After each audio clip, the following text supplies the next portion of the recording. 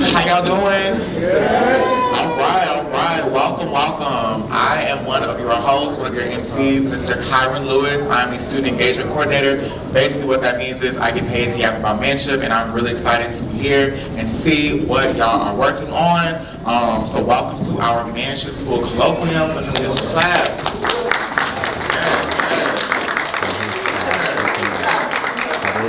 Okay, so presentations are going to go like this, as follows. And we're first starting off with journalism, then public relations, and then we're going to take it home with digital advertising. Everybody sound good? Yeah. Okay. So without further ado, I would like to bring up our cold case project advised by Professor Chris Drew.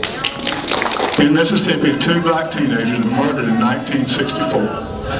They were kidnapped in Meadville, Mississippi. They were taken and beaten in a barn, and they both were thrown bound, one to a Jeep chassis, the other one to rail ties, and while alive were thrown over into the old river. 19 years old. They've done absolutely nothing.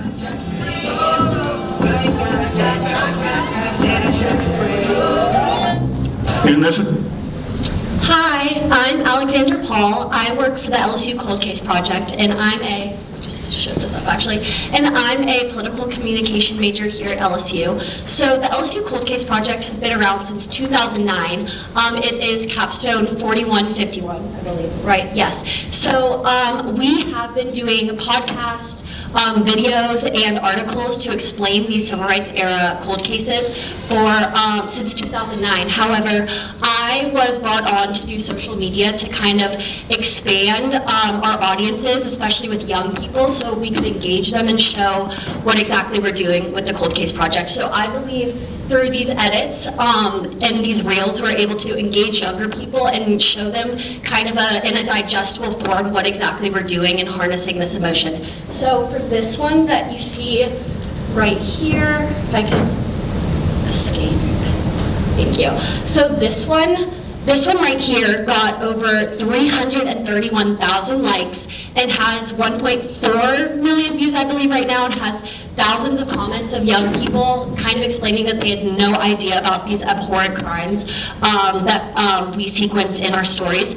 So I think, and this page was only started in February, and we're already at over 3,000 followers.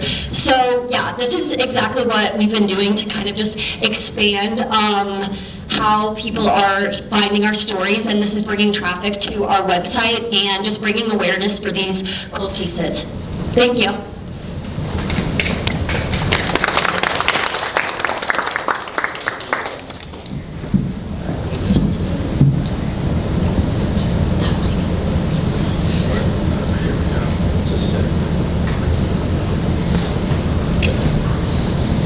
So our research started with the records released from the Civil Rights Cold Case Review Board. They release documents yearly, monthly, all the time, but particularly they released 33 different cold cases that we first looked at, and then we narrowed down to 2 to follow. The reasons why we particularly followed these 2 cases were because they followed 2 World War II veterans who were murdered, and they had involvement through Thurgood Marshall, and mainly we wanted to talk about the themes of the Double V campaign, which was the idea of not only a victory against fascism in the European war, but also in our home in America. And overall, we wanted to make sure we're preserving civil rights history, restoring dignity to families and victims, having historical transparency, and continuing the work on civil rights movements. This is a quote from one of the books we sourced for our research. It followed the World War II black soldier life, and it's very poignant. I think it's easy for a lot of Americans to look back and think that that was a more peaceful time, a unified time.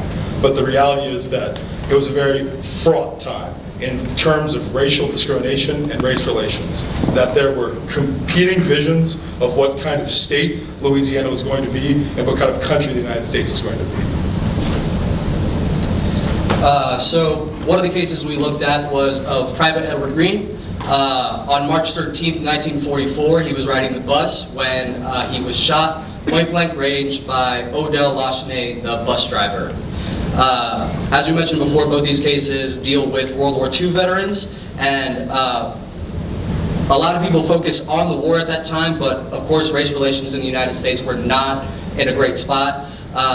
This is a quote from a black newspaper from the time, saying, if you've been ordered to Camp Livingston, this is where Private Edward Green was stationed, don't disobey your orders, but be assigned elsewhere. A lot of these soldiers thought going to Germany and fighting overseas was safer for them than staying in Alexandria. So this is some pictures. We traveled to Camp Livingston about a month ago. This is what it looks like now. Really, there's not much left. It's all overgrown trees. There's a few structures. This was really only structures that we could see that were left still standing. And then this was a quote, soundbite from a historian that we talked to in Alexandria. It doesn't seem like it's going to work here, but that's okay. Basically just reiterating how difficult life was back then for a black person, especially a black soldier. And in 1942, Alexandria was declared the most prejudiced city in America. So this is the scene of the crime. 1833 Vance Avenue at Hickory Street. Right on that curb is where Private Edward Green lived his last moments. It was said these series of events we put together from different publications at the time. Not all of them told the same story, but roughly this is it. It's told Odell Lachenay, who was the bus driver at the time, was running late, and so Green was sitting in the last row of the white section right before the black section, and so Lachenay was yelling at him to get to the back of the bus. And different sources tell different stories, but some say that he refused, saying that he's from Chicago, they don't make him move, they don't make you move in Chicago, or that he just simply didn't hear. Lachenay threatened him with a bat, or club I should say, and then, but one of the other white passengers was like, don't kill him on the bus. And so he pulls the bus over, he gets out, he walks around, and Green says, he realizes what he's done. He says, don't kill me, I'll get off. He pleads for his life, but he is still shot at point blank range. The inquest was the next morning. Eyewitnesses testified. Eamon Lodra said that she saw Green pull out a knife and slash at Lachenay, but witnesses would later come out that a white passenger actually planted that knife after Green was already shot. Lachenay, a lot of witnesses say Lachenay was taken into custody as a hero and as a friend, because as we would later find out through our investigations, that he was a friend of the police station. He was an honorary sheriff's deputy, and he had a lot of connections with the police department. He was obviously cleared of all charges. And we would love to show you more from this inquest, but Alexandria chose that at the time they weren't going to keep records of anything. But in conclusion, this was a much shorter inquest than you would typically see. Inquests last days, even weeks. I saw one that lasted 31 weeks. This one lasted 90 minutes, an hour and a half. The killer didn't take the stand, witnesses lied, and then a military investigator, because he was stationed at Camp Livingston, a military investigator was sent down to investigate, and he determined that this was unjust. It was an unjust murder, but the Justice Department refused to prosecute. So this is the difference. 82 years later, these are all the documents that we have on Odell Lachenay. We know his marriage history, we know his debts, we have his death certificate, place of burial, criminal history, all the things you see there. But for Edward Green, a veteran, all we have is his draft card, his obituary, and his death certificate. We have been able to find some of his family members, but haven't really been able to contact them. This is a veteran, this is a killer. These are all the documents that we were able to find on a bus driver.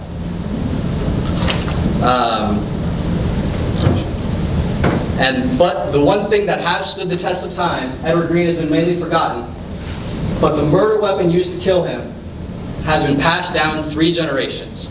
Lashni passed it down to his first daughter, and his first daughter passed it down to her first son, and we were able to get this picture just yesterday of the murder weapon.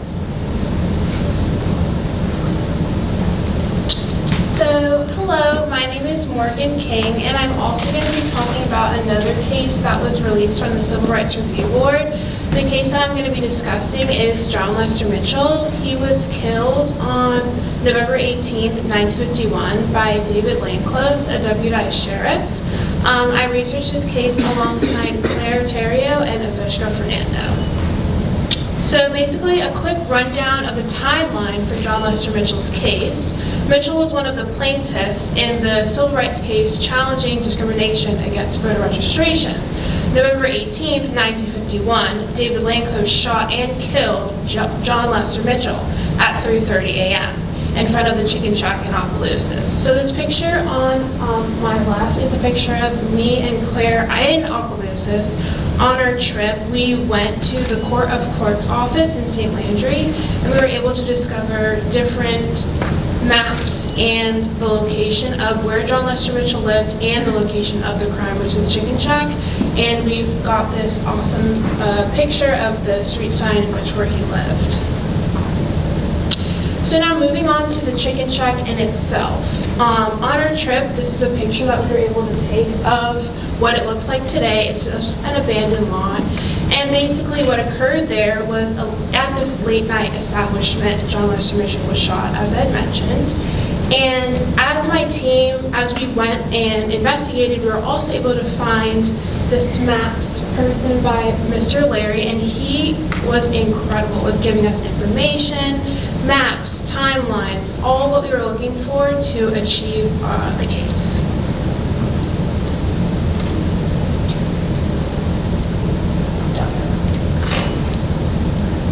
Okay, and then this is a video that we have of the time that it would have taken John Lester Mitchell from the Chicken Shack to get to the St. Landry Clinic. I don't think...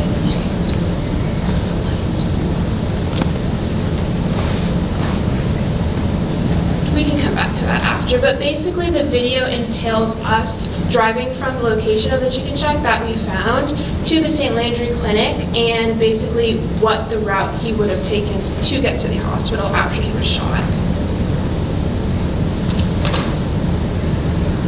Okay, so now a little bit of the aftermath and more about our investigation of his death. On our trip, we found this coroner's inquest from the volume 3 of a book in the St. Landry Clerk of Court's office, which was not included in the original files that we were given. So this really helped our investigation to further just find out more information about the actual inquest that took place. They wrapped this up in 2 days and justified it as justifiable homicide due to self-defense. And then a little bit more about furthering our investigation, I was able to contact the relatives of John Lester Mitchell. Pictured here is his granddaughter and his niece. It was great to talk with them and explain to them the work that we were doing in the case.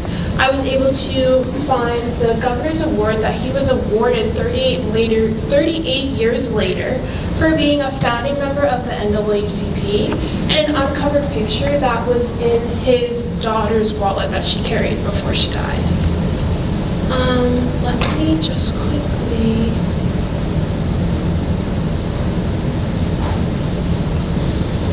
So this is our video.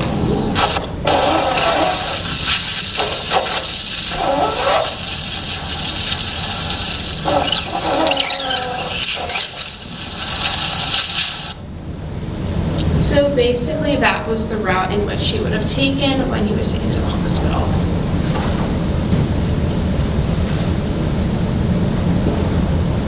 Okay, thank you guys. These are...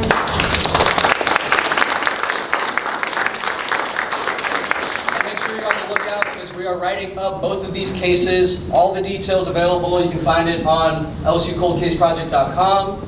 And you can make sure to follow us on our social media pages. Make sure you scan that QR code, pull out your phones, follow us on social media. You got Facebook, Twitter, TikTok, Instagram. Make sure y'all keep up with us. Thank you.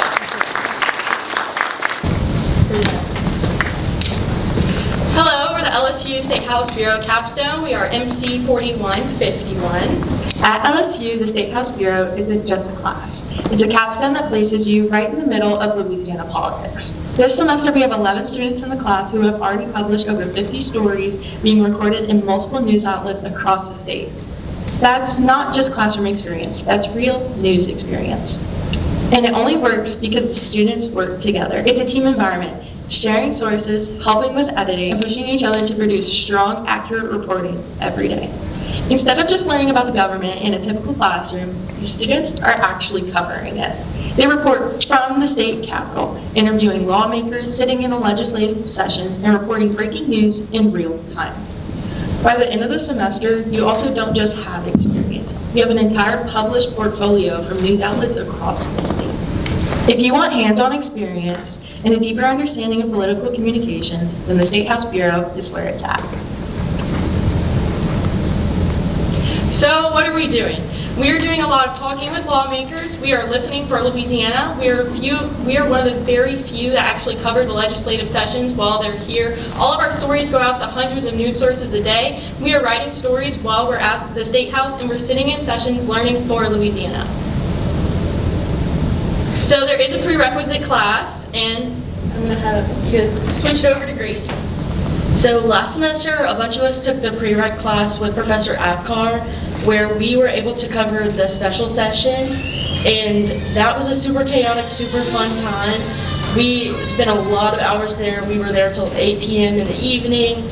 We got to get an exclusive with Cameron Henry, who's the president of the Senate, and we got 3 stories out of it that day about the troops in New Orleans. We got a story about frat tailgates, and I got a story about the SNAP financial crisis. And so we got to connect with a bunch of different legislators. That same day, I had to pull over on the side of the road and answer a phone call from Jack McFarland, and he told me all about the SNAP crisis and then just told me about his weekend. But yeah, it's a lot of fun. It was really a chaotic time, but a lot of good hands-on experience. And then, so we do a lot of daily stories and short-term stories. So while we're sitting at the State House, you're listening on bills and things that are advancing. And so what we'll do is we'll specifically pick out a couple bills that sound really interesting that day, and then we'll send us to go cover them. We'll sit in on those stories, and then we'll type them up that day. Yeah, so like Dakota said, we do a large part of our work in the committee meetings, floor meetings. Sometimes if a policymaker or public official goes to a certain event, we follow them there. We cover what's going on. So this is a bunch of the stories we posted, and that's not even the half of it, because we distribute our stories to about 100 news sites across the state. And on really crazy days, we can send up to 5 stories a day. So it's really crazy, it gets really crazy, but one thing that's really fun is we are currently on pace to surpass the output of every class since the program started in 2018. So one of the really fun things, like Gracie and Dakota were talking about, where we get to interact with the lawmakers. So if I call up the Lieutenant Governor, he will ask any question I have very quickly. So that's really fun, just to have all those connections. All right, so not only do we do short stories on the bills that were covered in committee meetings, but we also go into more details about enterprise stories covering issues really in depth and how they affect our state. And we also do a few profile stories on really key figures in the legislature. So a couple, for example, we covered a story on Medicaid cuts across the state. We also have done a political profile on Julie Emerson, who is a major role, she has a major role in the legislature. She's now Landry's chief of staff. And there's also a story on Louisiana's insurance commissioner focusing on the discounts for fortified roofs, which Trey over here wrote. So my biggest story was regarding the fortified roof program in Louisiana. It's regarded as one of the biggest solutions to the housing and insurance market in Louisiana. My primary source for the article was Commissioner Tim Temple of Insurance. I had several hour-long conversations with him in the car where we discussed many things outside of just the roofing, but a lot of insight on the insurance market on different scopes. Ultimately, taking MC 4151 has been a very rewarding process for the connections that you can make, as well as the different experience from the traditional classroom.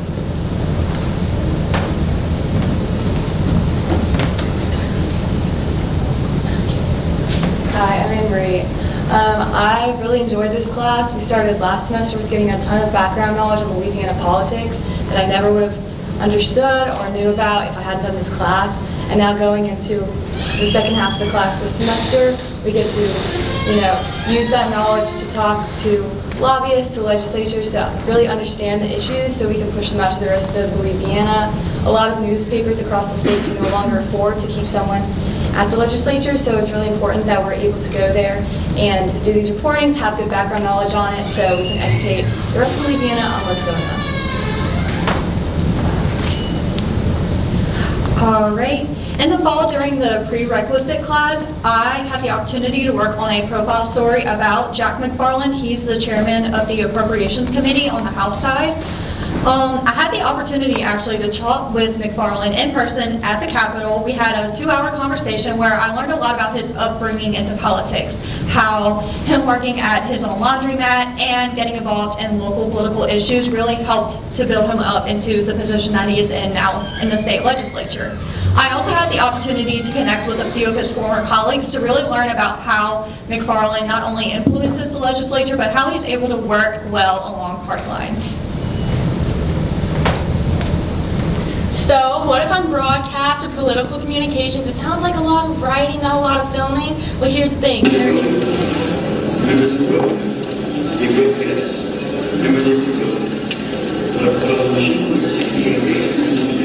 So I'm at the Louisiana. Oh wait, is it? Go back. Sorry. Oh wait, should I do that one? Oh, we'll go back to that Yeah. one. Sorry. Okay, so yes, hi again. So I also do social media for the State House. And so I initially, coming into doing the State House, just wanted to, again, just expand on what the students are doing and kind of sequencing what it's like being at the Capitol. So I did film this clip whenever they were discussing the Mississippi, or the bridge crossing the Mississippi River being named after Donald Trump. This was a very polarizing post. It got significantly more comments than even likes, and has 468,000 views. So this was just like a random clip that I posted and gave like a brief caption about what was going on that did very well. And then I also had the idea to kind of lean into what a lot of news outlets are doing, where journalists will kind of walk outside of like a committee meeting and discuss what's going on. So now we're also digitizing kind of like the broadcast side of it, where we're briefing, after coming out of these committee meetings, we're briefing everyone on what's going on, and this is a prerequisite before the stories that are published, and people can follow up and learn more information from the stories. I'm at the Louisiana State Capitol, where I just left a House committee meeting discussing House Bill 611. This is a bill that was proposed by Representative Freeman. Hi, I'm at the Louisiana State Capitol, where I just left a House Appropriations Committee discussing House Bill 1 and House Bill 312, proposed by Representative Jack McFarland. Hello everyone. So I'm currently at the Louisiana State Capitol, and I just left the Senate committee meeting where they were discussing SB 365. All right. So the State House program has a spot for everyone, especially if you're political communication and broadcasting. The State House really gives hands-on experience for different skills, such as doing live stand-ups, as you saw in that video, or just getting in contact with different lawmakers and really understanding how the legislature works. So you can also build multimedia skills by taking photos and creating social content for our Instagram, Twitter, and TikTok, and that also helps Allie out so that she doesn't have to be at the Capitol every day. So Not only you do get the opportunity to cover at the Capitol, however, you will get the opportunity to do some things outside of the newsroom. Students, again, are able to meet with lawmakers. You can collaborate with your classmates on different stories, or you can cover fun events such as the Gridiron Show. Now, for some context, the Gridiron Show is a political satire show that's put on by current and former journalists, where essentially they act in a show where they make fun of current political Louisiana events. I had the opportunity actually to cover that show this year. I went to one of their rehearsals and got like a cool behind the scenes look at some of their skits, and got to talk with some of the actors in the show and learn not only about their roles in the show, but also some of their past working in journalism. So the Gridiron Show also has a lot of opportunities. They offer a scholarship called the Louisiana Capitol Correspondence Association's Ed Anderson Memorial Scholarship, and actually one of our State House reporters, currently Courtney Bell, was the recipient of that scholarship.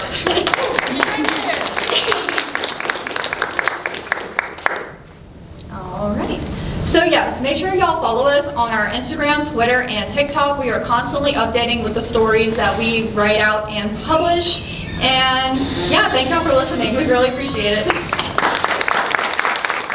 So, I am not Gracie Guillotte. Gracie Guillotte has strep, and we found that out about an hour and a half ago. So Jason Richard, who is in the class, was supposed to be presenting with Gracie. That is why you're listening to me. So I'm just going to get things rolling because he was not expecting this, and then I'm going to let him take it away. But just to give you some context, Festival International de Louisiane is in its 40th year this year. Last year we brought, that's right, Dakota, she went last year. We brought a group of students last year, about 8 students for that experiential learning that we just love so much in Manship, and just really had a great time covering all aspects of the culture, the heritage, the great global music, as well as music from Louisiana, the artists and the food. It was just fantastic. And so in doing that last year, I got the bright idea, wow, we should do a show. So this year, the capstone class is covering, and both capstone classes actually, are covering festival this year. Some of our reporters are covering stories prior to festival. Others are covering stories at and during the festival. The ones who are covering stories prior to the festival are created news packages that are going to air on our special show next week. We hope you all will watch. It airs live. Yes, live from the festival. We're going to do a whole live show from out there with that content. So we're really excited about that. And Gracie, who is going to present, is one of the student co-hosts of that show. So they've pulled it together. They've pulled all the content together. I'm going to be quiet right now, and I'm going to let Jason take over, other than to say this one thing. The festival started because of the Louisiana oil bust. Louisiana was very booming in the oil industry up until the 80s, and then things went south pretty quickly, and there was a lot of unemployment. And so the founders of this festival said, let's get some tourists back into our community because they had such a high unemployment level there, and it is going strong today. So that's the setup. I am not Gracie Guillotte. Thank you so much. Hello everyone, I'm Jason Richard. It's a pleasure to speak in front of all of you today. I see a lot of familiar faces in here. So first off, I want to say I had the pleasure of enrolling in my capstone a bit early. This semester I'm a junior, not a senior. 4502 with Professor Cindy Carter. This is it's been an experience for sure. A lot of projects have definitely helped me grow as a professional. And I'd say as a person, as a human, I've had the chance to speak to people about issues or about topics that I'm passionate about personally. I've had a lot of creative freedom when it comes to picking what I want to cover, and I think I've done that thoroughly. So one of the particular, like Professor Carter was saying, one of the particular things we focused on as a class this semester is Festival International de Louisiane. This is an event April 22nd to April 26th if y'all want to go out there and watch it, but I really recommend you watch the broadcast. But it brings in a lot of cultures and groups from all over the globe, and that's kind of what our stories are about. We're kind of focusing on all the things going on. So with culture, we have vendors, we have food, we have different languages. So Louisiana, the fact that it's happening in Louisiana is pretty epic because it gives us a chance to showcase our unique culture and understanding to others around the globe as well. So yeah, that's pretty cool in itself, the fact that we get to show what we have here to around the globe. It's pretty cool. So this is Gracie Guyot's story, and it's going to talk a little bit about vendors and how they are kind of rewarded when Festival International happens in downtown Lafayette.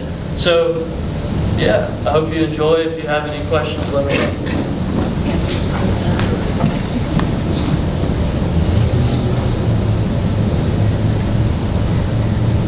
Colette Bernard has been attending Festival International since she was a little girl. There's just so much that this festival does to activate the heart and soul of Lafayette. But for the past few years, she's been attending the festival from a different perspective, as a business owner. When I opened my store, it was immediately something that we looked forward to. It's known as the Cool Stuff Store, a place where other artists can showcase their work through gifts, goods, and accessories. Her personal art brand already has a ton of traction, with over 600,000 followers on TikTok. And with Festival International, she gets to meet those worldwide art lovers in person, in large numbers. That is crazy. This is our Black Friday Cyber Monday in the spring. So much so that she says small businesses in the area project almost a quarter worth of revenue in only a few days. We work on this for months on end, from getting all the art in from the artists to making sure that we have selected goodies that we only have in stock for festival. One of those goodies being a custom festival claw clip that she designed herself. A chance for her to give back to the festival that's given so much to her. And this is one of the ways that I've been able to actually apply my work to something for festival as opposed to just being open for the festival. And with the customers that come in, she's most excited for one thing. And there's nothing better than cutting the check to the artists the week after the festival and saying, look at what you brought in. For Tiger TV, I'm Gracie Guyot.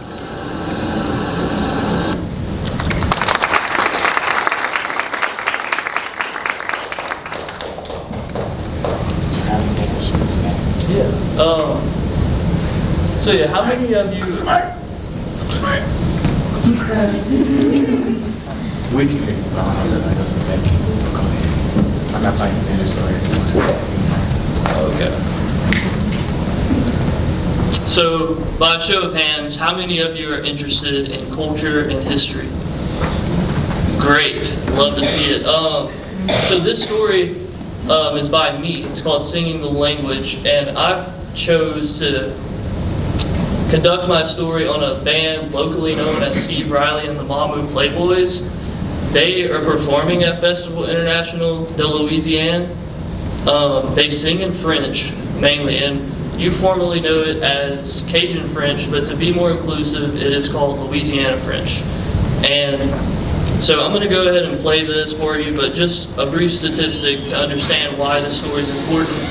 In the 1970s, Census Bureau reports around 1 million people in Louisiana spoke French, and today that number has declined around the 100,000s.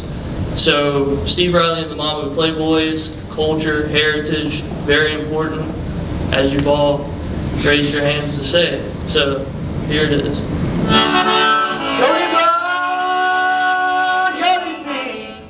Inside his music room, Steve Riley is doing what Louisiana French has done for generations, living through song. For him, singing French is more than performance.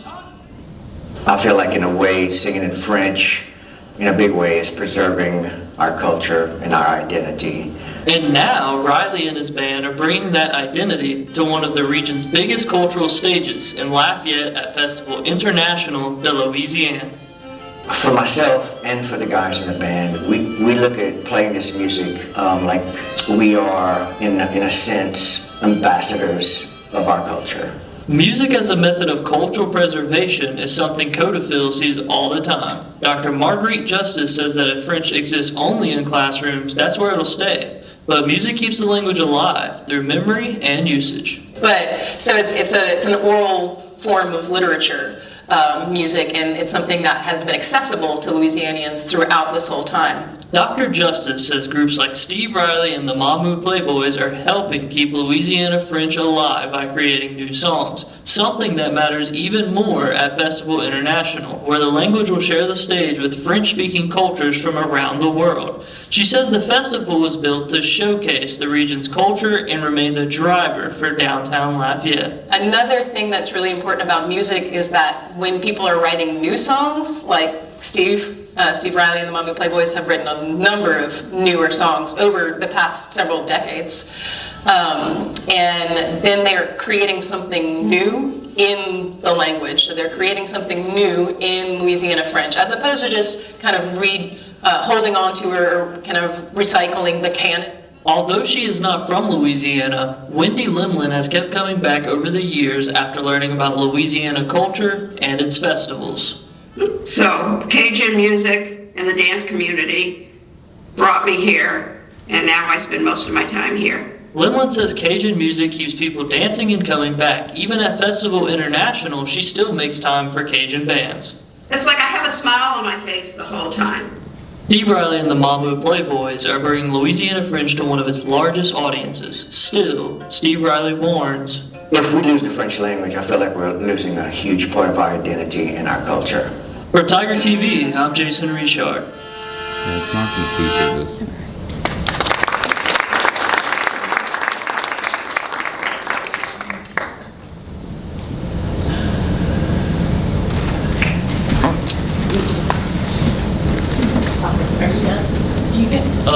Really quick, thank you for listening to our presentation.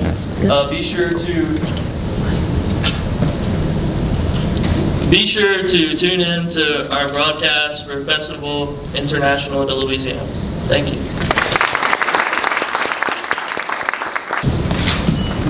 Hello, my name is Kaylee. I'm a senior journalism student here with the Print Capstone Project, MC 4501. We partnered with the broadcast Capstone to also cover Festival International.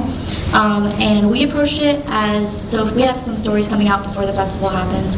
And so we approached it kind of like we were doing a special section of a newspaper with all different types of stories about the festival. So instead of just like event coverage, we looked into volunteers that were coming back year after year, vendors, crafts, stuff like that. My story looked into the recycling efforts that the festival does. It didn't always have recycling until a professor at the University of Lafayette kind of proposed the idea to start recycling. I wasn't able to speak with him, but I did talk to the person who overlooks that now, and got to see about the true amount of work that takes to. It's all volunteer, and the festival goes on for a week, I think. And so I talked to the person that runs that, and then I also talked to a volunteer that flies from Arizona every single year to come and help out with recycling. And then I also talked to other recycling partners that they do. So they recycle as normal, and then they also recycle glass and turn that into sand. And they donate that for like sandbags and things like that. We also have people covering the art and the music about the festival. So this is people from all over the world that get to come and show their culture. Yeah, I'll hand it over to you. Good afternoon, my name is JT Beatty. I'm here on behalf of the Print Capstone class. So I'm going to start off talking a little bit about mine. I may be a journalist by trade, but I'm a historian at heart. So obviously what I covered is the 40th anniversary of Festival International, and it's been 40 years, and I kind of wrote my story about the history of it, and I also kind of put it as just one star in this whole constellation of the wider Cajun culture. And as we said, yes, there was a decline in the Cajun language. It's very important to remember. It was not a natural, organic decline. It was the result of a deliberate effort by the American federal government and the state government of Anglophonic Louisiana to wipe out and destroy the Cajun culture. And starting in the 60s, there was this Cajun Renaissance, and it culminated in a number of artists, and one of those was the Festival National. So I kind of covered that. I talked about the history of Cajun people in media, how they're portrayed, and some of the other figures like George Rodrigue that kind of came up and not only started the Festival National, but also wider Francophonic cultures throughout the world, especially, which became significantly very important in kind of the decolonization era in the wake of World War II. Secondly, we've had a couple other things. We have like a children's festival, and that was done by another one of my classmates. We also had a special needs part of that, which was part of the children's festival, and it was like kind of a sensory-free thing. So not only that, but also our reporters, and I would say our journalists, because we do real journalism, we're not just doing Festival National, we're not just doing traditional journalism. Several of us have also published over the course of this class pieces in The Advocate. I put a story in The Advocate. It was about the preparations. So I may be a historian at heart, I may be a journalist by trade, but I'm a karate nerd through and through, right? So I actually covered a very somewhat famous martial arts school in Baton Rouge, and it's actually getting ready for a major tournament that occurred on the 28th of March. And I got that published in The Advocate. I also started a Substack where I talk about this passion I have. I talk about other events I've done. I talk to other events that I've covered in journalistic. One of them involved a guy kind of vaguely threatening me with a gun. He turned out really cool though, so it all works out in the end, right? And then that Substack is now, I've just started monetizing it today. It's Lo and Behold by J.T. Beatty. And remember, no spaces, just you want to Google that, anybody. But, and look, other members of the class have also done. We had our reporter Ryan McCray Smith. He started his own Substack, and I was talking about like fashion and culture, and it's called Oh My Stars.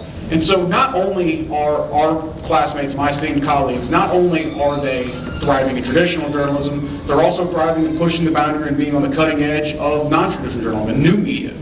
And that's an important thing to do, is that we are not just, we're journalism majors, but journalism is it's a skill that's important everywhere you go, and it creates people who will thrive pretty much anywhere you put them. And with that, that's my part of the presentation. Do we have any questions? Remember, Lo and Behold by J.T. Beatty. I have a question. By all means. What was y'all's favorite part about doing y'all's work and y'all's favorite stories?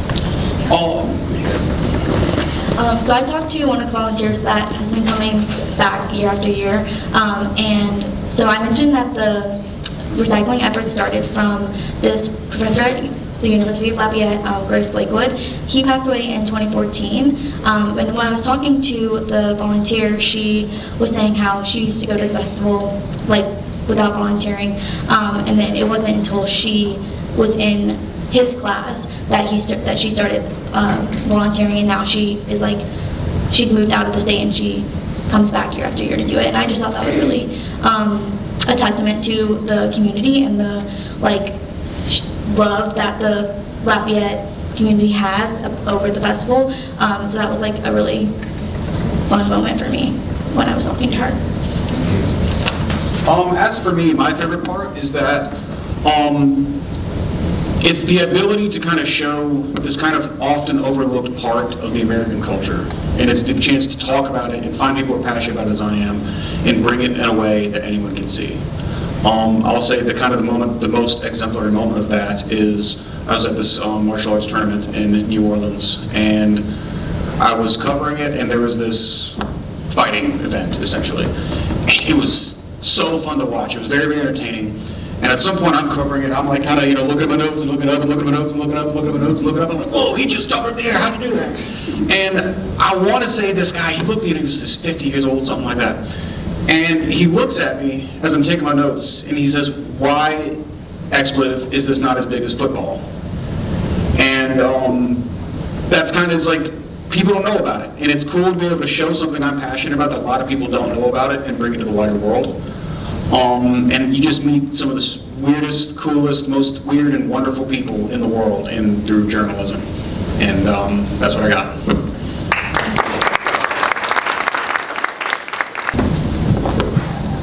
Hi everyone, we're the LSU 2026 official Bateman case study competition team.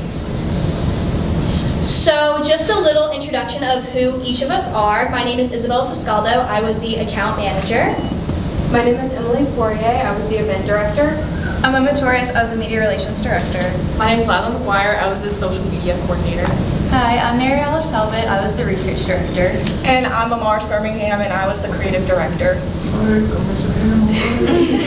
And now I'm aware that not everyone knows what exactly the Bateman team is. It is a case study competition team that's hosted by Public Relations Student Society of America, also known as PRSSA, and it is where student teams create and execute a real-world public relations campaign for a designated client, and they are judged on their research, planning, implementation, and results. And this year, our client was Access Newswire.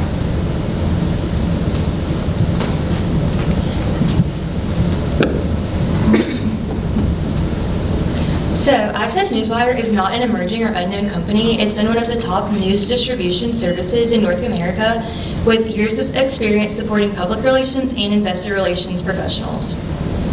This program has a strong credibility, established infrastructure, and proven industry value. However, many communications programs heavily rely on simulated assignments to teach media relations to students. This shows students how to write press releases, but they often graduate without ever having really understood how to use a real distribution platform. Access Newswire wants to bridge this gap.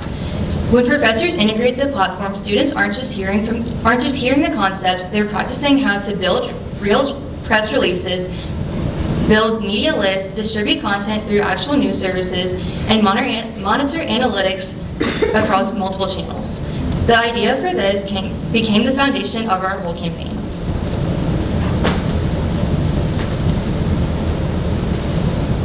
So we found that Access Newswire's strengths consisted of it being a very trusted North American platform that offers industry standard media distribution, newsroom hosting, and an analytical tool aligned with communication curriculum while facing limited competition in targeting higher education as a growth channel.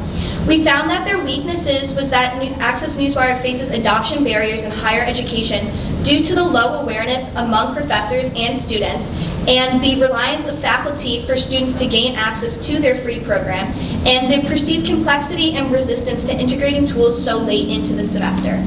We saw a growing emphasis on experiential career-focused learning, which created an opportunity for Access Newswire to expand beyond communication programs into multiple disciplines, positioning itself as a long-term educational partner that builds early brand loyalty among students. We saw that Access Newswire faced competitive and institutional challenges, including stronger competitor presence, potential university restrictions, and platform fatigue among users, with skepticism around whether corporate partnerships align with educational goals. Yes. Thank you.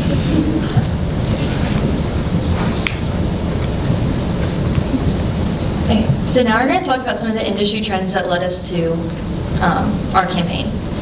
The public relations industry is rapidly becoming a lot more technology-driven, data-focused, and results-oriented. Most of our secondary research highlighted 3 key statistics that enforce this theory. Communication leaders say that analytics are critical to proving PR impact, employers say that graduates need more applied real-world experience, and journalists say that they prefer receiving press releases through these wider services. To be successful in PR today, you need to not only be knowledgeable, but also extremely comfortable with using distribution platforms, media targeting, performance analytics, and real-time communication tools. At the same time, universities are under increasing pressure to produce job-ready graduates, students who can contribute immediately and meaningfully in a professional environment. However, our research found that many programs still rely on these case studies and classroom simulations, which don't fully reflect current industry workflows. So there's a clear disconnect. The industry is quickly evolving, but the classroom experience hasn't fully caught up. This is where Access Newswire has the strategic advantage. While their competitors, such as Cision or PR Newswire, are primarily focused on enterprise-level clients, Access wants to differentiate themselves by focusing on accessibility and early adoption through higher education. Introducing a platform like this into the education level is not just about gaining potential users, but also building long-term brand loyalty before these professionals can even make it into the workforce. So our primary research was kind of three parts. We targeted students, TAs, graduate students, and also professors and faculty. Our key areas that we were focused on were awareness, perception, and adoption potential. We used a mixed method approach with an online survey to graduate students, faculty, and undergraduates, an in-person event targeting the students on campus, and direct conversations with participants. In total, we collected 42 survey responses and hands-on interactions with over 200 students. What we found was very clear. The problem was not that they had a negative perception of Access Newswire or wire services in general, but that there was a complete lack of awareness. In fact, 100% of students identified lack of awareness as the primary reason for not using Access Newswire in school and in their professional lives. The usage of Access Newswire on campus was essentially non-existent before our campaign. At the same time, both students and educators expressed strong interest in free industry-based tools, hands-on learning resources, and resources that directly support their career readiness. We also uncovered a second, equally important insight on the faculty side. Educators that were surveyed consistently said that they would be more likely to adopt a platform like Access Newswire if they had clear implementation guidance, step-by-step tutorials, and structured ways to integrate this platform into their coursework. So the only barrier was not just knowing about it, but also perceived complexity. Finally, one of the most interesting findings that came from our in-person engagement was that when students were introduced to Access Newswire directly, their reactions became overwhelmingly positive. Statements like, "This is a game changer," or "I wish I had known about this earlier," came up repeatedly. This showed us that exposure alone significantly increased Access Newswire's perceived value. If we increase visibility and reduce complexity, we can move our audience from awareness to engagement to adoption. We had two target audiences. Our primary audience was faculty and professors and grad students. They were our primary audience because they're the decision makers and they enable platform access. Our secondary audience was undergraduate students who represent the future potential of the platform. Our campaign's goals were to increase awareness of the platform among target audiences, establish the platform as a thought leader for future PR professionals, position Access Newswire as a credible long-term university partner, and last, increase the classroom adoption of Access Newswire as a teaching tool in PR.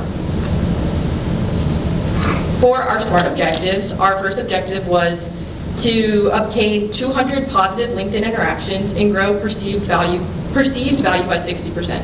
We exceeded both of these goals by the end of our campaign on March 2nd. And then for our second objective, we wanted to increase that perceived value, and we did that through our social media, the events that we did, and the surveys that we sent out. So our objective was to obtain over 300 Instagram followers, and by the end of the campaign, we had 418, and then over 10,000 positive student interactions was our second objective, or second part of the objective, and at the end, we earned over 25,000 student interactions through our social media platforms. And then our third objective was to increase classroom adoption. And so with that, we were trying to secure at least 10 professors that were interested in coursework integration. And at the end of the campaign, we had 3 professors that were interested in implementing Access Newswire into their coursework, which showed early adoption potential through direct communication and demonstrations. And for our last SMART objective, we wanted to, by the end of the campaign, generate 10,000 student interactions, 10 posts specifically targeted to students, and 20,000 total impressions on Instagram. Also, we aim to earn one earned media placement and to secure 4 campaign sponsors. And as you see these pictures, on just Instagram alone, we reached over 22,000 impressions, and we earned 4 campaign sponsors and 1 earned media placement through Andy's Ice Cream.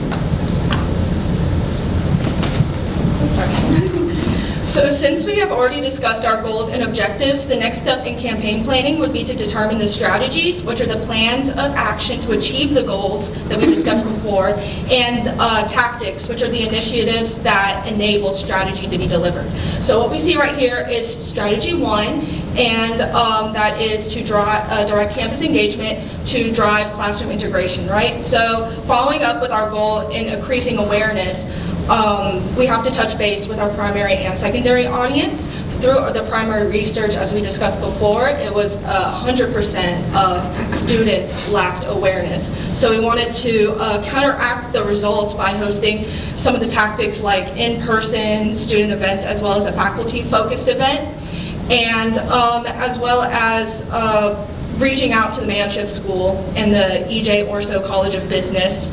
And you're probably wondering, why reach out to E.J., the business college? And well, it's also, it integrates smoothly with media relations because of how earned media can contribute to broader business objectives like reputation management and marketing positions. The second strategy would be to leverage social media. And you know how big it is, social media is in the modern day society. Everyone's using Instagram, LinkedIn, Twitter, or X now. But some of these tactics include creating a LinkedIn page for faculty, as well as creating an Instagram that is student focused, because the primary research, as we discussed before, with Instagram, or just social media in general, with the secondary audience is that there's strong engagement, strong correlation with social media and people just using social media in general. And so, oops, I guess it didn't show the QR link, but if you go on LinkedIn or Instagram, you can search up Access Newswire LSU, and you can see some of the things that we did, such as a faculty Q&A video, as well as infographics. But as you see over here, we have 22,320 Instagram views, which I think for our profile is amazing and great, and especially with the posts that we created for the posts that we post for LinkedIn and Instagram, they all lead to signing up for Access Newswire. And so for our third strategy, we try to leverage strategic media outreach and secure coverage of what our team is doing with Access and who they are, and to elevate the brand Access Newswire. And so what we did is distribute a media advisory out to Reveille, and we did get first page. We made first page on the Reveille. So, and we also earned another earned media from Andy's Frozen Custard's Instagram, which is also a fun fact. Bateman team last year also had them as a sponsor, so networking is good, connections are good, guys. But and so we just pitched the story and highlight how important it is to have students knowing about distribution tools, and also following up on some of the industry trends before with employer expectations, and how employers are, they're just expecting students to just know how to do press release, or just like how to distribute a press release, or just know how to write one. So it's great to know how to just distribute one. And so following up with that is strategy 4. As you can see with me doing that, I can make that same pose here with that picture right there, showing for our faculty-focused event, a tutorial on how to use Access Newswire. And so some of the tactics for this, to position Access Newswire as a reliable program for faculty and student use, is that Access Newswire offers a seamless, easy-to-use program. And we attended an AdFed meeting. Actually, our lovely account manager presented the Love on the Wire event, as well as promote what Access Newswire is. So that is amazing. And also just try to encourage students about how beneficial it is, because again, with employer expectations and just hands-on experience, and how important it is in this day and age to have that experience. So yeah. And then I know we've kind of already talked about it, but I wanted to put some of our campaign highlights out here, including like our Instagram account that we were talking about, and our LinkedIn engagement, which, like I said, totaled to over 25,000. We also had a total of 29 social media posts over the 2 platforms that we had.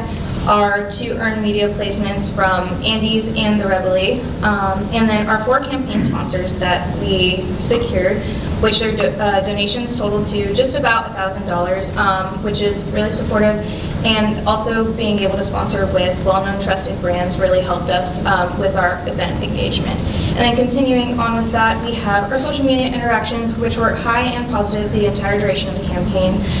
We had a total of 22,000 views on both of our social media platforms, with over 700 interactions with our content. Out of the 4,500 accounts that we reached with our socials, over 50% of them were non-followers, which meant that we were really expanding our reach with our Bateman socials. Okay, so we had 4 sponsors for our in-kind donations. They were Red Bull and Celsius, and we used student ambassadors for those, which was really helpful for us. We also reached out to Andy's Custard, like Emma and Amaris were talking about, and they were really helpful. And then for our other event, we had Magpie Cafe sponsor, and we had them provide coffee and creamer. And then for our budget, we spent a total of $154, and that was on decorations and food. So our first event was Love on the Wire. It was a student-oriented event held in Free Speech Alley to target our secondary audience. And like some of the girls talked about earlier, it had a great outcome. And yeah, I think it was one of our more successful events. And then our second event was targeted towards faculty and graduate students. It was designed to educate our primary audience on Access Newswire's educational platform. And Amaris and Isabella did a little show for the educators. And then attendance for this one wasn't as high as we hoped, but in hindsight, I think it would have been better if we would have reached out to some of the educators to see when their class times were, as well as the graduate student events. Overall, the campaign successfully increased awareness of Access Newswire within LSU's academic community and positioned it as a valuable educational tool with engagement exceeding expectations and strong positive feedback from faculty. Although classroom adoption fell short within the campaign timeframe, the results indicate strong interest and establish a scalable foundation for future growth and integration among LSU community. And just a little thank you for everyone who supported us throughout the campaign, especially Connie, our faculty advisor. We really appreciate everything that you did for us. So, thank you.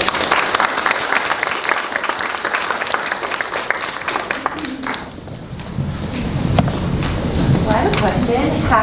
What were the results of the competition?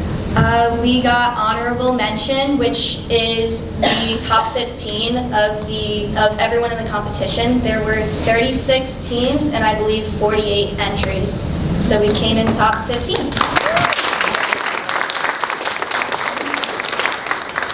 Thank y'all for attending Manship's Colloquium today and staying to watch our real-world advertising campaign that we conducted for the Guru. And we are Next Stripe Media.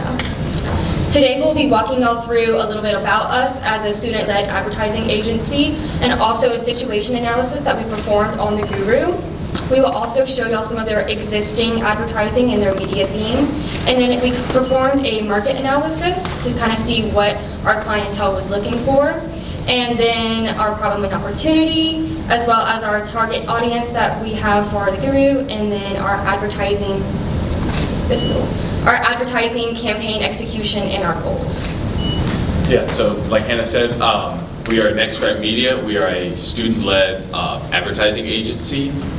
We have 32 members in our class, and we are broken up into 4 different groups. And so we are the account managers.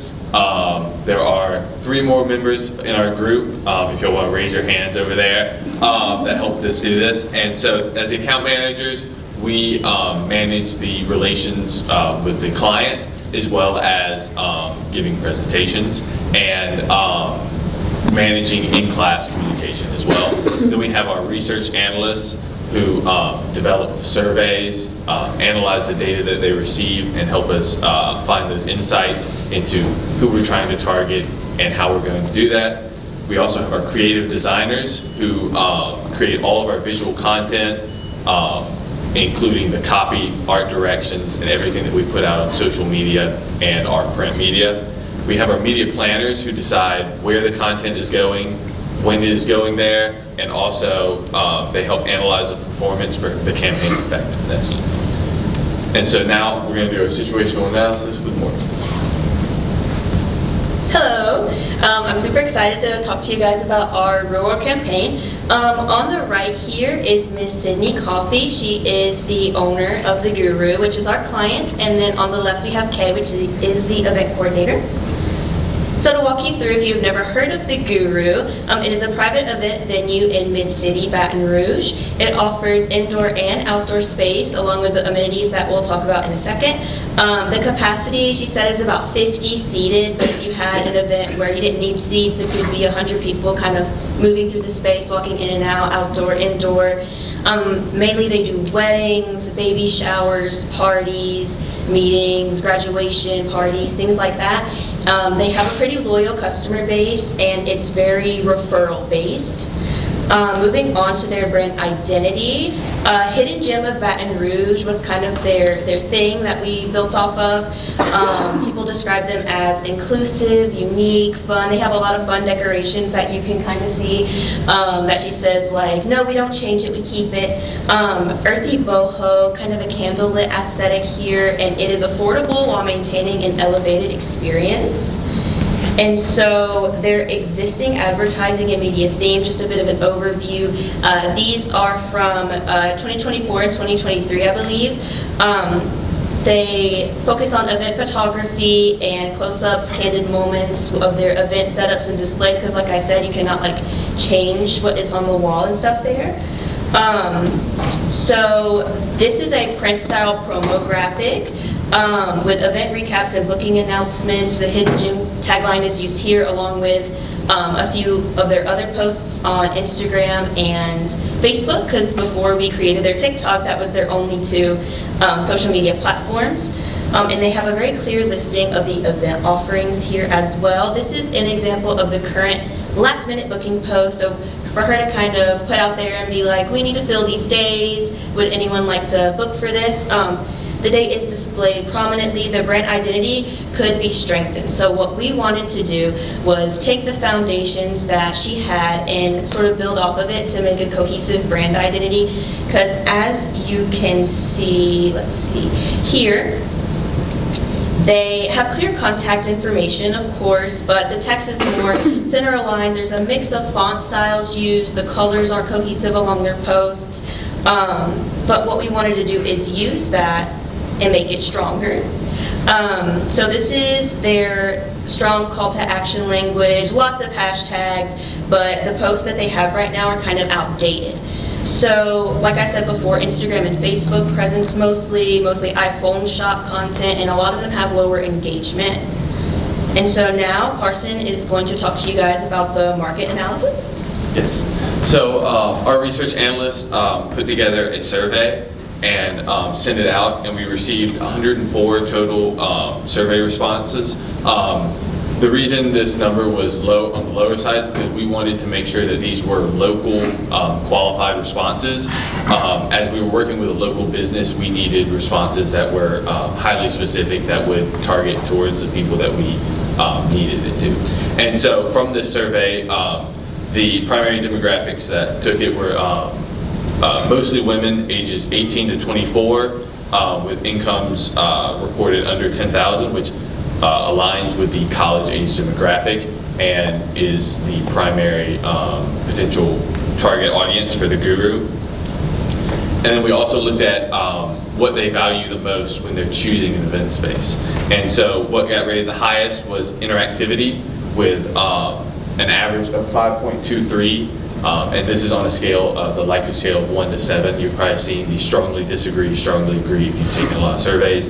And so interactivity in the ads was rated the highest. Brand awareness was rated the second highest. Uniqueness was rated third.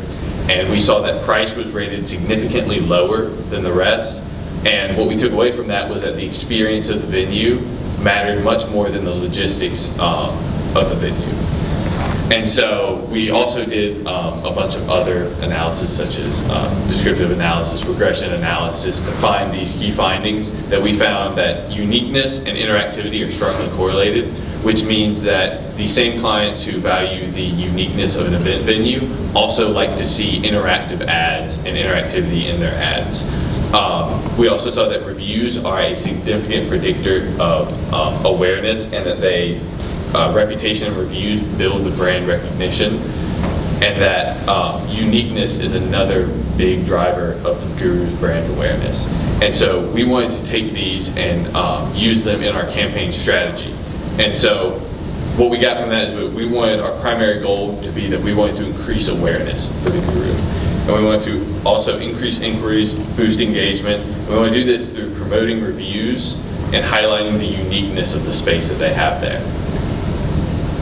So our strategy, we wanted to shift from an informational, giving numbers and other logistics, to more experience-driven. And we really wanted to highlight the real events that happen there, show candid photos and videos of events that happen there, give a feeling of the space that you will be having your event in, and highlighting how unique it is and just the atmosphere that goes on in there. And also promoting reviews and testimonials to build the trust and share the feeling that other users have had with the space to potential new users. And so the big idea we came out of with that was the space was soul. And we felt that this really highlighted the focus on experience over the informational marketing, and highlighted emotion and atmosphere of the place, that it really showed that it's a space that creates meaningful and memorable moments.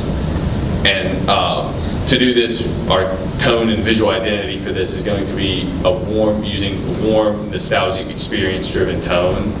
So we're going to be using soft lighting, natural textures, and really, like I said, highlighting those candid moments of actual events, such as like the weddings, baby showers, all of that, to highlight the atmosphere of the event. And so now Hannah will show you our campaign executions. So now I will show you how our creative team brought The Space with Soul idea to life. This was our post that we used to kick off our campaign. It's our welcome post. This one is already posted on our Instagram and Facebook. We are still in the beginning stages of the actual distribution of our campaign. This one's kind of just introducing our client, the Guru, to their audience and kind of positioning them as that experience-driven venue. This is our professional video. This one so far has performed the best and has increased the engagement from their old content before we started our campaign tenfold. And so this one showcases the space itself and kind of just wants to capture the attention of our audience first, so that they can just see the space with soul.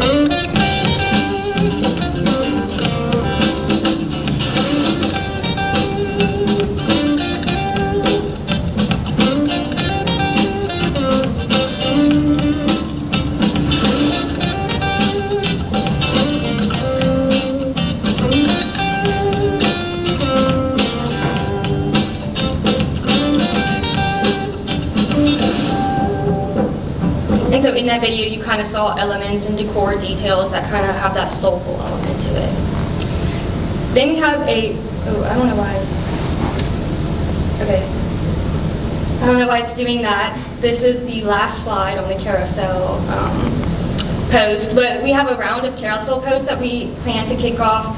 This one focused on the space aspect of the venue, so it helps the audience kind of envision what their event would actually look like here, and then create a more meaningful experience. I'm not sure, how can I show? It's not supposed to automatically flip through all I think this is the old version of the slides. Okay. We got messed up, so we can just... Well, if you have really quick vision, just look through it very quickly. They're supposed to be so that we can manually swipe through them, but it's okay. Technical difficulties. Then the second carousel post focuses less on the space and more so on the actual amenities that they offer. So this helps show there's value beyond the space for this venue, but also helps people figure out, okay, what are the logistics of my event here and how can they actually help me? And so that way they're able to see what the space actually offers them beyond just capacity. And so since you can't really see some of the amenities, I'll just list some of them. We had like pictures of their outdoor TVs, which people thought was a good idea for during football season to host tailgate events. We can see in this picture there's the surround sound system, so great if you're having a party that needs some music or a DJ or something. Again, you can't really see what these are supposed to be, but this was a carousel focused on client testimonials. So these are real clients that the Guru has had, and that way people are able to see, okay, how are people actually experiencing this event? How do they feel about it? And is my event similar? So that I can have something that relates to them. And I mean, I wish you could be able to see it right now, but the testimonial has a great stuff about what the event offers. And we could see some of our comments that these posts were getting. People were saying, oh yes, I had my wedding there and it was great, I loved it. So we're really getting positive engagement from these posts. Then we'll have one that kind of walks through the faces behind the Guru. This is our Meet the Owners post. This kind of humanizes our brand and helps people kind of establish a connection with who are they booking with.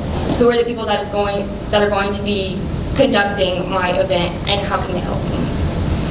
Again, I wish y'all could see, but it goes through, it has the two owners on the front, and then it goes to Sydney Coffee. She is the owner that we've been working with and communicating with throughout the semester, and this is Kay Wilson, the event coordinator.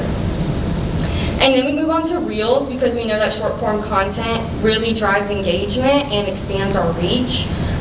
So we also started a TikTok account that they did not have previously, so these can be uploaded there. We also will post these on the Facebook and Instagram. And these are, again, just kind of driving that awareness.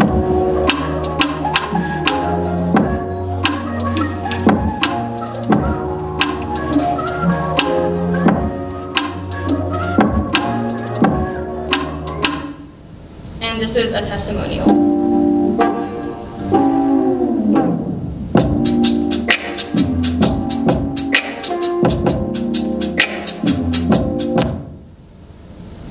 And then moving on from just the posts that you would typically see in your timeline, we also wanted to do kind of break that and have some story posts as well. That way you're able to see content in different areas on social media. We have a few different types, but they are all focusing on that interaction that our market analysis really said that our target audience values. So we have one example, This one is focusing on, again, just the interactive engagement, but this one is a this or that style, so people are able to vote which one they would prefer, band or DJ, inside or outside, creative space, or intimate gathering kind of event. And this is just kind of to get our audience to interact with our brands and social media a little bit more. And then these are focusing on not just engagement, but also audience insight. So it's a little bit difficult to read these, but we have, the first post is kind of just a voting system. What kind of event would you like to host here? The second one is a Q&A. That way people can ask questions that they might not want to call and ask, but kind of send it off and get a response later. And then we also have another just poll type. And that way, since we're able to get these insights from these posts, we can kind of target, or we can tell our client what they should be focusing on to target their future promotions. And then we also have an openings post. This was something our client specifically requested. She said she wants her audience to know when there are certain dates that are not getting filled and make them aware of that, so that it can kind of drive people who may have an event but are kind of on the fence about booking it. So this would help people be aware of specific dates that still need to be booked and help our client fill those dates that people are less aware of. And then moving on from social media, we also wanted to expand our campaign into the physical world. So we have print flyers that are going to be distributed starting April 23rd. This one is focusing on particular groups that would be hosting events at this event. venue space, and so the groups are like community groups, businesses who may want to have employee meetings there, or kind of a little bit non-traditional meetings away from the workspace, and then also campus gatherings for like organizations or clubs, sororities, and fraternities. And then this one is more of a general flyer for any customer who would be looking to book an event. And this one also brings in some of that interaction element where they can scan the QR code, and that leads them to the Guru's website so that they are able to get more information about what services they offer, as well as contact information for booking. And this is where we plan to distribute these flyers. You can see that the 3 main categories kind of align with that first flyer, how it targeted specific groups. So that's why we picked these specific locations, because that's where these groups are more likely to congregate. We have restaurants and coffee shops because they are high traffic areas, but they also have a lot of our target audience there. And these are also locations where people tend to sit down and spend more time at, so they might just be looking around, see the flyer, and read it. And then we have community centers. These are where groups or organizations might just already be congregating, and so they can see these flyers and see maybe an alternative space they may need to host an event at. And then the campus locations are also high traffic areas where the campus organizations, clubs, sorority and fraternity leaders, things of that sort, can see these flyers and be aware of the Guru as an option for their events. And I will pass it on to Morgan to talk about our content calendar. Thank you. Okay, so this is the content calendar that our amazing media planning team made for us. So the posts that have been out already are the April 2nd, April 14th, and April 16th post. Something I want to point out is that the 24-hour evaluation you see is for the media team to kind of look through and see like what's doing well, what might we need to change, things like that. So the engagement goal for April 14th was 2,000 video views, 100 likes, 15 shares. And then the one for today was an 8% engagement rate with 75 likes and 10 saves and shares in 24 hours. The times on these are correlated with the media planning did research to show what times were the target audience groups more likely to scroll or look through regular Instagram posts. So you'll see like 2 p.m. and then 6:30 and 12, so they kind of vary based on that. And then this is a continuation of it, and as you can see, like Hannah said, we are in the early stages of this, and so you'll kind of see that we're ending it towards the 28th. And then our budget was $500 is what us and our client kind of negotiated, and we ended up spending $275.81, so we saved her a lot of money. And we have 320 of each, the flyer and the poster as well. Yeah, so there are some Yes. flyers and little examples of the flyers here. Yes. Thank you very much. Thank you. But yeah, and so we can pass those around in a second for y'all to look at. Yes. Okay, so for evaluations, we do not have, since we're kind of we've only posted about 3 things so far, and with the TikTok just being like put up, we have not had like that information for our research team to kind of analyze, but we are going to measure the performance, identify what drives the results, understand audience responses, and optimize for future posts, and that's kind of what the media team is doing within those 24 hours. And so, of course, we are advertising. I would love it if you all would get out your phone and scan the QR codes. No? Those are not updated. They're not updated? Oh, okay, so this is an older slideshow.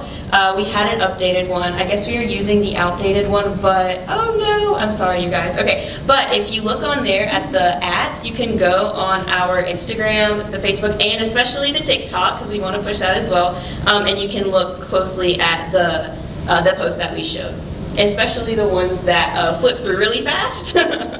So you can actually take a look at that, and I'm going to pass it to Carson for ending it off, and if you guys have any questions also. So thank you. Yeah, so just to end it off, our research and everything has shown that, again, we're doing more experience driven. That's why we chose the space with Soul. And so I was just going to talk a little bit too about the class, of course, that we're in. This advertising campaigns class has been a really fun experience because we work together as an entire class. Again, there's 32 of us. So, you know, during the class times that we're having to function as a real company and with a real client. And so it's really fun and unique to get to see kind of the impact of your work going through and getting to talk with the client and how much, you know, she's enjoyed, like, you know, we send her the posts and getting feedback and stuff, and that has been really fun. But yeah, I just want to thank y'all for staying and watching our presentation. And if there are any questions, that'll be all.